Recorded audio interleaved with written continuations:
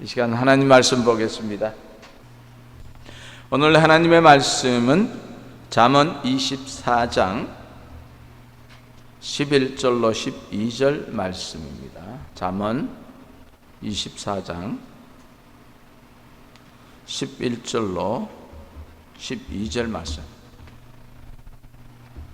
여러분, 우리 한 목소리로 함께 봉독하기를 원합니다. 천천히요. 시작. 너는 사망으로 끌려가는 자를 건져주며 사륙을 당하게 된 자를 구원하지 아니치 말라. 내가 말하기를 나는 그것을 알지 못하였노라 할지라도 마음을 저울질 하시는 이가 어찌 통찰하지 못하겠으며 내 영혼을 지키시는 이가 어찌 알지 못하겠느냐. 그가 각 사람의 행위대로 봉하시리라. 아멘. 아멘. 함께 기도하겠습니다. 하나님 감사합니다. 우리의 마음을 저울질하시는 하나님을 이 시간도 경험하기를 원합니다. 우리 10년 가운데 나 자신도 모르게 감추고 있는 모든 것들이 이 시간을 통하여서 드러나게 하시고 하나님 앞에 다 엎드려 회개하는 귀한 시간이 되기를 간절히 바라며 예수님의 이름으로 기도합니다. 아멘.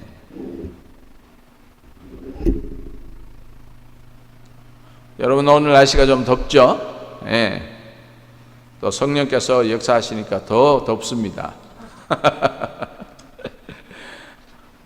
이열치열이라고. 여러분, 몸이 뜨거우면 코로나 바이러스가 다 죽습니다. 할렐루야. 오늘 말씀의 제목은 하나님의 저울에 올려진 내 마음이란 제목으로 여러분 함께 은혜 나누기를 원합니다. 잠언서 24장 11절로 12절에 보면 하나님께서 하나님의 잣대로 이렇게 저울질을 하신다 그러고 있습니다. 우리 옛날에 여러분들 기억나세요? 그 저울, 이렇게 접시가 있고 쭉 달려서 막대기가 있고 여기에 이제 저울 줄을 달아서 이렇게 뭐 가마니도 달고 뭐 한 근이면 한 근 이렇게 저울로 사용하는 옛날 그 저울, 여러분들 연상하시기 바랍니다. 그래서 하나님께서 내 마음을 이 하나님의 저울에 올려놓고 그렇게 하나님께서 저울질을 하시겠다 그렇게 말씀하십니다. 우리의 삶이나 혹은 드라마 속에서 이런 것들을 여러분들 발견하시게 되죠. 자신의 잘못이나 아니면 자신의 어떤 괴략으로 상대가 공경에 빠지고 심지어 극한 어려움에 처해졌는데도 자신은 그 일을 전혀 모르는 것처럼 그렇게 입을 다물고 어떤 상황에 접할 때, 그럴 때 우리가 그런 상황을 보게 됩니다. 심지어 그 사람을 계획적으로 공경에 처하게 하고도 자신은 완전 범죄라고 생각하고 뒤에서 즐거워하며 이렇게 빙그레 웃는 그 모습, 여러분들 생각하면 참 안타까운 모습입니다. 또한 어떤 일을 마땅히 해야 하는 상황에서 하지 않고 변명하는 자들도 있습니다.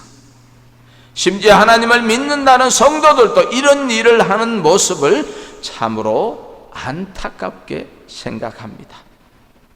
오늘 본문은 하나님께서 그런 자들의 마음을 저울질하셔서 그 행위대로 책임을 묻겠다고 말씀하십니다. 더구나 하지 않아야 할 것들을 자기 유익과 이익을 위해서 적극적으로 행하고서 그것이 그런 것인 줄 몰랐다, 나는 잘 알지 못했다, 그렇게 할지라도 하나님께서는 그 마음을 하나님의 저울에 달아보신다 그렇게 말씀하십니다. 그리고 그 행위대로 보응을 하시겠다고 오늘 본문 말씀은 계시하고 있습니다. 세상 사람들은 나는 모르는 일이다, 어떻게 이렇게 모르시의 작전으로 그렇게 책임을 회피합니다. 그러나 하나님께서는 분명하게 그들의 마음을 저울질하셔서 행위대로 보응을 하신다, 그렇게 선포하고 계십니다. 저울질 하신다는 것은 대충 짐작해서 하시는 것이 아니라 정확하게 측정하셔서 그대로 보응하신다는 말씀입니다. 오늘 본문에 보면 하나님의 저울이 있다고 말씀하시죠. 하나님께서는 우리 마음을 저울질 하신다는 말씀은 우리의 마음의 생각과 그 행위를 판단하시는 기준이 분명히 있다고 말씀하십니다. 이것은 하나님의 율법을 포함한 그분의 분명한 뜻과 계획입니다. 구체적으로는 저를 지금 여기에 두신 하나님의 계획, 여러분을 지금 이 기도와 찬양 교회에 있게 하신 하나님의 분명한 뜻과 계획입니다. 여러분, 인간에게는 양심이 있습니다. 그죠? 저에게도 양심이 있습니다. 그러나 그 양심도 때로는 삐뚤어져서 그 기능을 다하지 못할 때가 많이 있습니다. 여러분, 그런 말씀이 있지 않습니까? 양심에 화인 맞은 사람. 여러분, 양심에 화인 맞은 사람은 아무리 양심에 어긋난 일을 해도 양심의 가책을 느끼지를 못합니다. 그러나 하나님은 그 측량의 기준이 양심의 기준을 두고 있지 않다고 말씀하십니다. 여러분, 또한 인간에게는 그 행동하는 그 동기가 있습니다. 그죠? 동기부여가 있습니다. 어떤 일을 하게 된 동기가 중요하지만 역시 그 동기도 절대적인 표준이 못 된다고 말씀하십니다.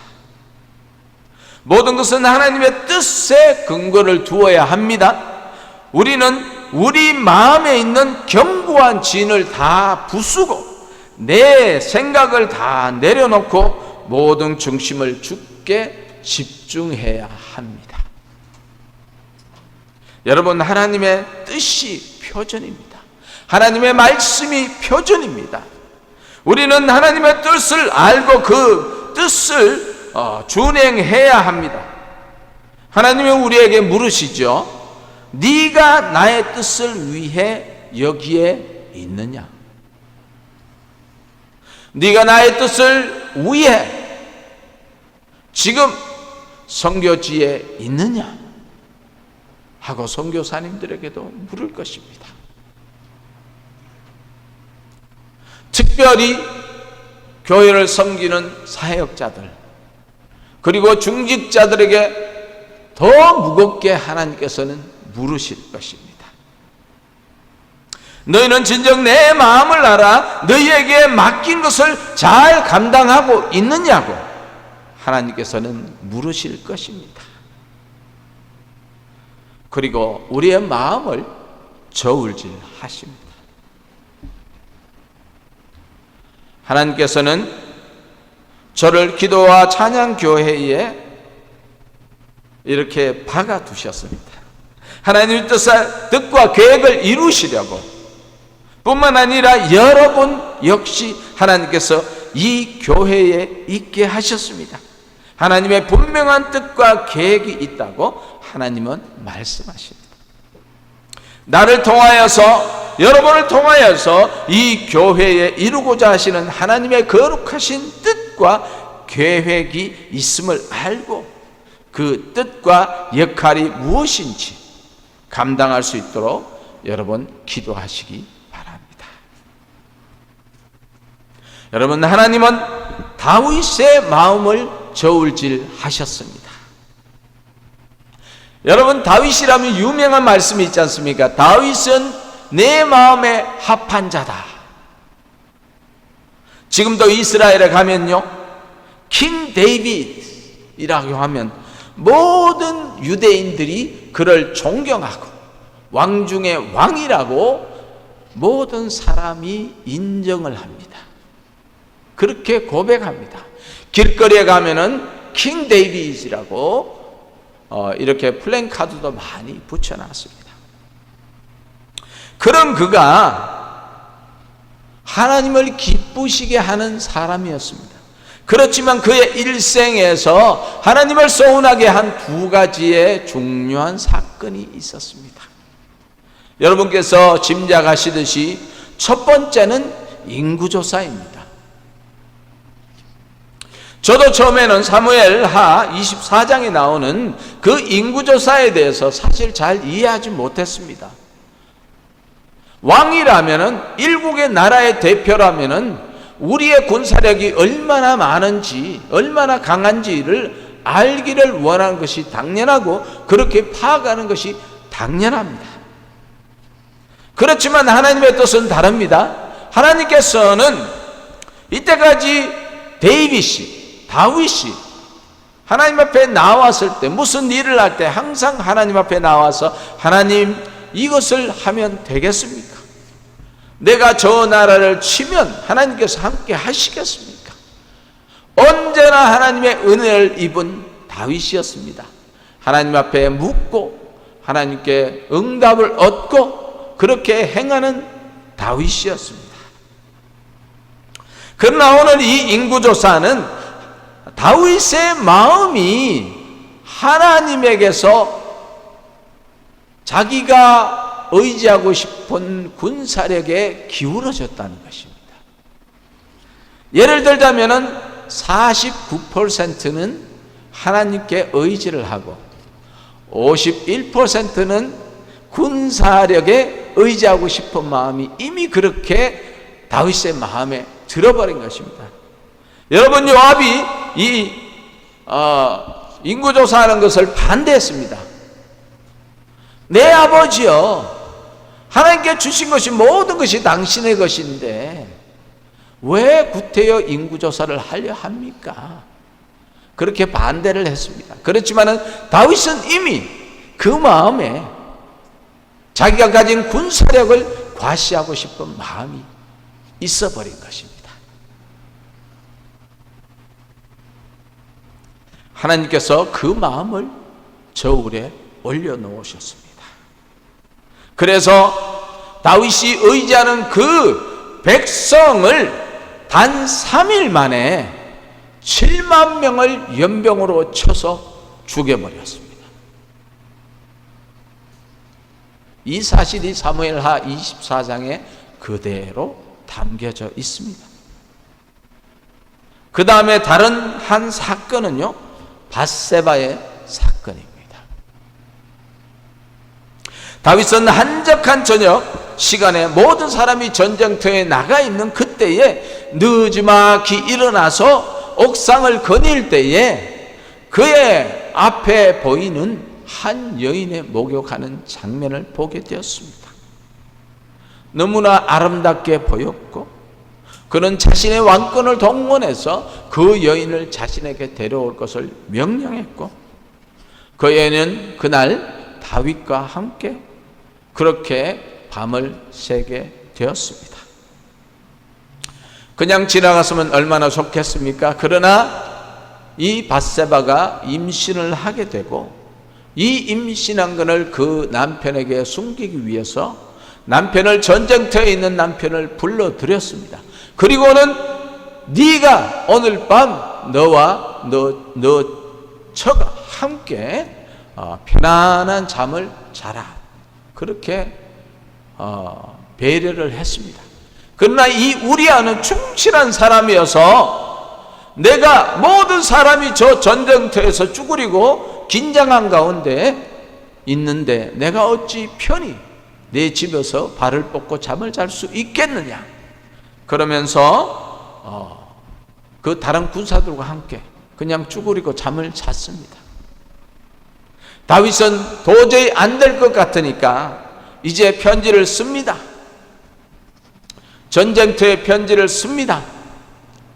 이 우리아를 그 전쟁터 최전방에 배치를 해서 죽게 하라는 그 편지를 이 우리아의 손에 들려서 전장으로 보내게 됩니다.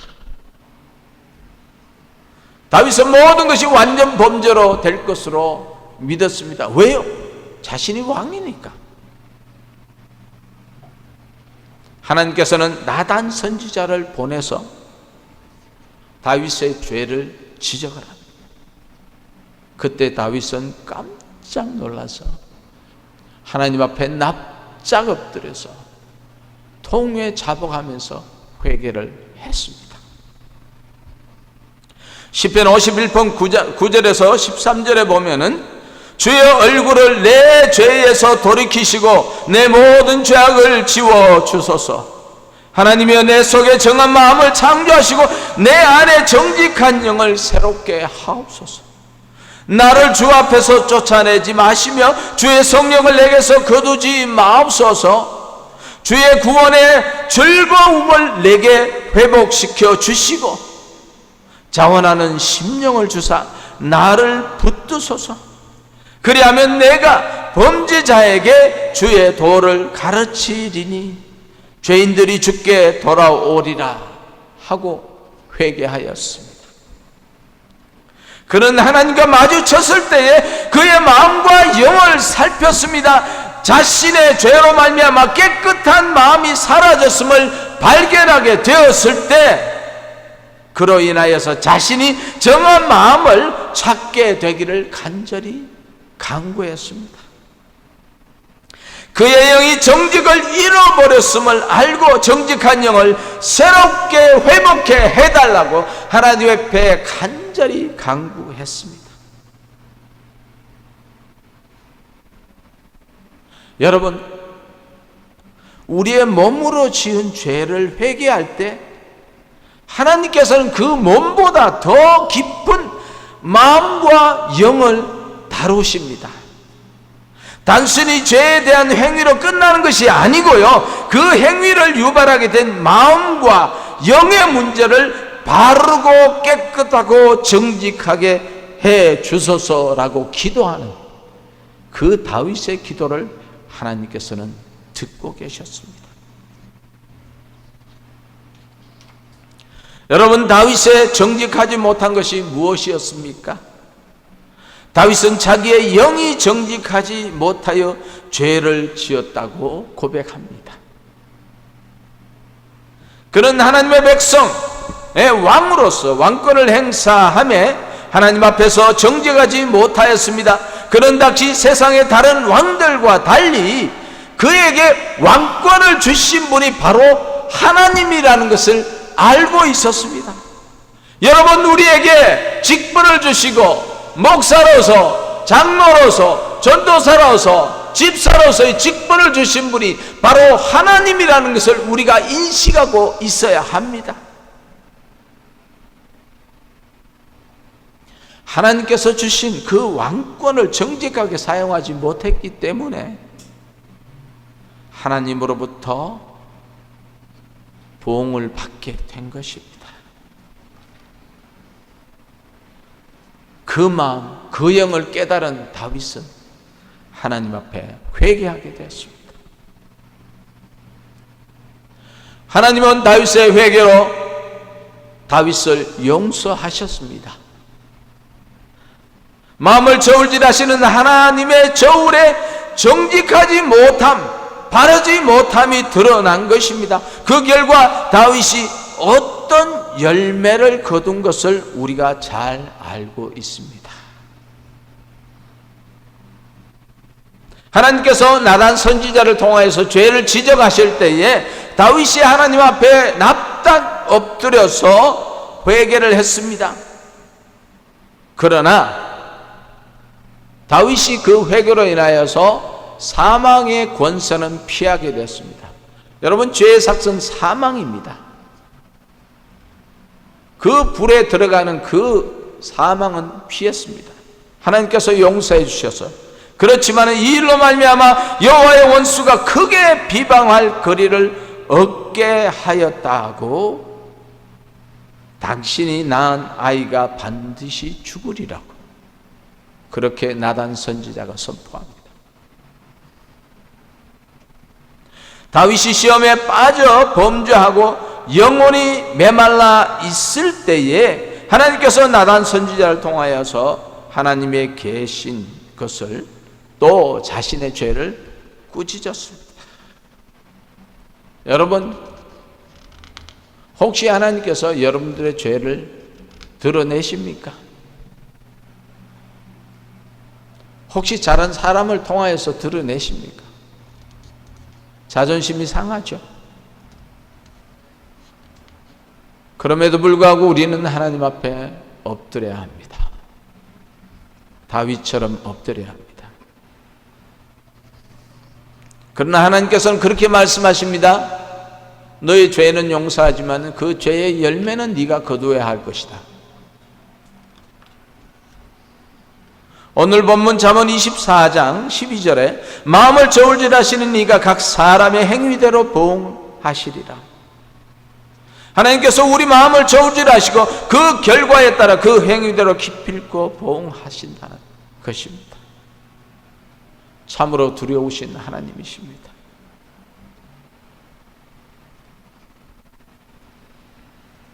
다윗의 이 죄로 인하여서 우선 밧세바가 낳은 아들이 죽게 됩니다. 다윗이 그렇게도 금식하면서 하나님 앞에 간구를 했지만 결국은 그 아들이 죽게 되었습니다. 다윗이 우리아의 아내 밧세바에 음행한 일로 다윗의 아들 암논이 다윗의 딸 다마를 겁탈하는 사건이 겪게 됩니다. 하나님의 마음에 들었던 다윗이라 할지라도 시험에 들어 죄를 지었을 때에 그 마음이 하나님의 저울에 달려서 그 일로 말미암아 이런 참혹한 일이 그 생전에 그 자녀들에게 벌어지게 되었습니다. 왜 그럴까요? 그만큼 다윗은 책임이 중한 사람이었기 때문에 더합니다. 다윗은 자신의 죄를 숨기려 하였지만 하나님은 다윗이 볼 수 있게 자식들이 서로 전쟁을 일으켜 형제를 죽이는 일이 일어났습니다. 다말의 오빠 압살롬은 자신의 누이를 욕보인 자신의 형 암논을 종을 시켜서 쳐 죽이는 형제의 살인을 저지르게 되었습니다. 마음이 정직하지 못했던 이 일로 말미암아 이런 부끄러운 일들이 그의 자녀들 가운데 벌어지는 열매를 다윗이 거두게 되었습니다. 그 열매는 거기서 멈추지 않았습니다. 형을 쳐 죽인 압살롬이 또다시 아버지를 죽이고 자신이 그 왕이 되고자 하는 그 난에서 다윗은 신발도 신지 못하고 그냥 도망가는 일이 벌어졌습니다. 그리고 이 아들은 왕궁 옥상에다가 텐트를 치고 모든 백성이 보는 가운데 다윗의 후궁들을 백주대낮에 다 동침하는 그 사건을 경험하게 되었습니다. 이것은 하나님께서 사무엘하 12장 11절 이하에 이미 다 예언한 말씀입니다. 너는 은밀히 행하여서는 나는 온 이스라엘 앞에서 백주의 이 일을 행하리라. 하나님께서 예언을 하셨습니다. 여러분, 구원받지 못하고 영원한 심판을 기다리고 있는 자들에게는 하나님께서 그 형벌을 이렇게 유보할 수도 있습니다. 마지막 때까지 유보할 수도 있습니다. 그러나 구원받아 새 생명을 얻은 우리들에게는 여러분과 제가 하나님의 저울에 달려서 정죄하지 못함이 드러나면 그 열매를 이 땅에서 거두게 하십니다. 우리는 이 하나님을 두려워해야 합니다. 왜요? 우리가 하나님의 자녀이기 때문에 그렇습니다. 여러분, 다니엘서 5장에 나오는 벨사살 왕을 여러분들 기억하실 것입니다. 이 벨사살 왕의 아버지는 느부갓네살 왕입니다. 이 느부갓네살 왕이 교만하여서 이 들판에 쫓겨나서 이슬을 먹고 풀을 먹으면서 3개월 동안 사는 모습을 이 벨사살 왕이 그대로 보았습니다. 그럼에도 불구하고 이 벨사살 왕은 자신에게 드러난 이 영광을 하나님 앞에 올려드리지 못하고 하늘의 주제보다 높이며 왕의 호흡을 주장하고 왕의 모든 것을 하나님께 영광을 돌리지 못함으로 말미암아 다니엘서 5장 27절에 하나님께서 왕을 저울에 달아보니 부족함을 보였다고 3가지로 진단을 하게 됩니다. 첫 번째는요, 자기 마음을 하나님 앞에 낮추지 못했다는 것입니다. 두 번째는 자신을 하늘의 주제이신 하나님보다 더 높였다고 말씀합니다. 세 번째는 하나님께 영광을 돌리지 않은 죄를 지었다고 말합니다. 벨사살의 죄는요, 도덕적인 죄가 아닙니다. 그리고 벨사살은 하나님의 백성이 아닙니다. 그럼에도 불구하고 하나님께서는 이 벨사살의 왕을 향하여서 그 죄를 묻고 있습니다. 왜요? 하나님께 가야 될 그 영광을 자신이 취했기 때문에, 마음을 낮추지 않고 교만했기 때문에 그렇습니다. 그 보응으로 하나님이 이미 왕의 나라의 시대를 세워서 그것을 끝나게 하셨다고 알려줬습니다. 그럼에도 불구하고요, 이 벨사살 왕은요, 계속적으로 즐기면서 잔치를 하고 그 다니엘에게 금사슬을 주면서 자기의 왕권을 계속 사용하였습니다. 그는 하나님 앞에 엎드리지 않았습니다. 분명히 다니엘이 그렇게 벨사살 왕에게 경고를 했는데도 불구하고 이것을 한갓 농담으로 여겼습니다. 그러나 결국은 그날 밤 벨사살 왕은 살해를 당하게 됩니다. 사랑하는 성도 여러분, 창세기 19장 14절에 보면은 롯이 이제 이 성이 불에 탈 것을 알아서 밖에 나가서 자신의 사위들에게 이제 이 성을 떠나야 된다고 그렇게 강력히 권고를 했지만 그 사위들은 농담으로 여겼더라. 노아가 방주를 120년 동안 지어놓고 7일 전에 사람들이 방주로 들어올 것을 기다렸지만은 자신의 가족 8명 외에는 아무도 그 방주에 탄 사람이 없었고 노아의 말을 다 농담으로 우습게 여겼습니다. 그러나 다윗은 나단을 통하여서 전하시는 하나님의 말씀을 듣고 하나님 앞에 엎드려 회개하고 은혜를 구했습니다. 그런데 벨사살은 다니엘을 통하여서 주시는 하나님의 말씀을 듣고 농담으로 여겨서 그 생명이 뺏기게 되죠.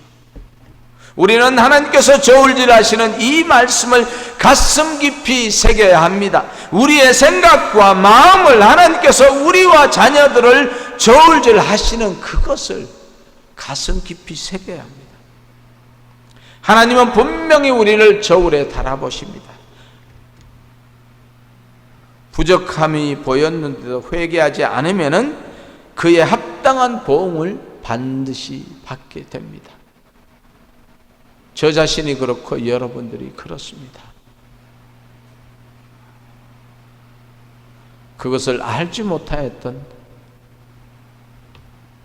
이 부족함을 하나님 앞에 회개합니다.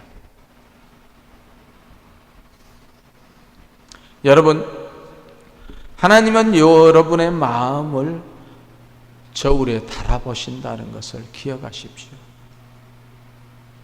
그리고 그에 합당한 보응을 지금도 하신다는 것을 기억하십시오. 이 교회를 저울에 달아보실 것입니다. 이 나라를 저울에 달아보시고 그에 합당한 보응을 내리실 것이라고 말씀하시고, 전 세계는 지금 하나님의 저울에 달아봄을 당하고 있습니다. 언제까지나 죄를 먹고 마시고 즐겁게 놔두시는 하나님이 아니세요. 지금 우리가 눈으로 보고 있습니다. 아무리 인간이 노력을 해도 이 한갓 코로나 바이러스를 막아보려 하지만, 여러분, 오늘까지 미국 땅에만 150만 명의 확진자가 나왔습니다. 이로 인해서 사망한 사람이 9만여 명에 달합니다. 여러분, 상상이 안 돼요. 우리가 믿는 하나님은 이런 하나님이세요. 여러분, 우리가 이러고 있을 때가 아닙니다. 우리가 하나님 앞에 엎드려서 회개해야 합니다. 나 자신을 위하여, 나 가족을 위하여, 자녀를 위해서 회개해야 합니다. 그리고 나아가 나라와 민족을 위해서 회개해야 합니다. 또한 우리는 이 어려운 시국에 우리가 수많은 핑계거리가 될 수 있는 이 시간에 하나님 앞에 온전한 예배를 드려야 한다는 것입니다. 비록 우리 각자가 가정에서 온라인으로 예배를 드리더라도 신령과 진정으로 하나님 앞에 예배를 드려야 한다는 것입니다. 익스큐즈가 되지 않습니다. 왜요? 우리가 하나님의 자녀이기 때문에.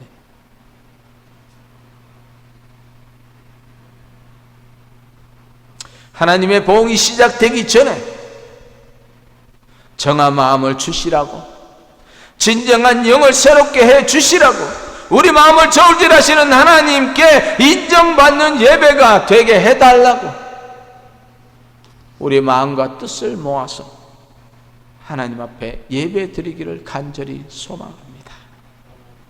그러할 때 여러분, 우리도 살고 우리의 후손들도 살고 이 나라도 살고 전 세계도 살게 될 것입니다.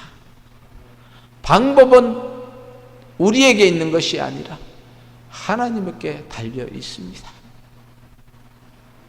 우리가 그분 앞에 간구하고 그분 앞에 엎드리고 그분 앞에 은혜를 간구하기를 간절히 소망합니다. 여러분, 이 은혜가 오늘 우리뿐만 아니라 우리를 통하여서 우리의 가족과 또 우리의 기도를 통하여서 우리의 나라와 민족과 온 세계가 하나님 앞에 은혜를 입는 귀한 시간이 되기를 예수님의 이름으로 축복합니다. 함께 기도합시다. 하나님 감사합니다. 그렇습니다. 하나님께서는 우리의 마음을 반드시 저울에 달아보신다고 말씀하셨습니다. 하나님, 우리의 연약하고 부족함을 용서하여 주시옵소서. 나는 괜찮겠지 하는 그 마음 가졌던 것을 용서하여 주시고, 우리가 부모된 입장으로서 자녀를 위해서 울부짖으며 기도할 수 있는 우리가 되게 하시고, 우리의 교회를 위해서, 성도를 위해서, 나라와 민족을 위해서 기도할 수 있는 우리가 되게 하시고, 우리가 대신해서 그들의 죄를 회개하는 삶을 살게 하여 주시옵소서. 하나님, 오늘 이 말씀을 우리에게 주심을 감사합니다. 다윗처럼 하나님의 말씀을 듣고 우리가 겸손하게 납작 엎드리는 우리가 되게 하여 주시옵소서. 그래야 해서 우리가 회복되는 삶을 살게 하여 주시고, 전능하신 주님을 더욱더 경배하며 예배하는 우리가 되게 하여 주시옵소서. 지금은 우리 구주 예수 그리스도의 놀라우신 은혜와 하나님 아버지의 극진하신 그 사랑하심과 성령의 충만하심과 위로하심과 역사하심이 오늘 이 자리에 하나님 앞에 예배하는 모든 성도들 머리 위에와 우리의 자녀 위에 가정 위에, 사업처 위에, 모든 열방의 선교사님들 머리 위에, 그리고 이 미국 땅 위에 지금으로부터 영원토록 함께 하실지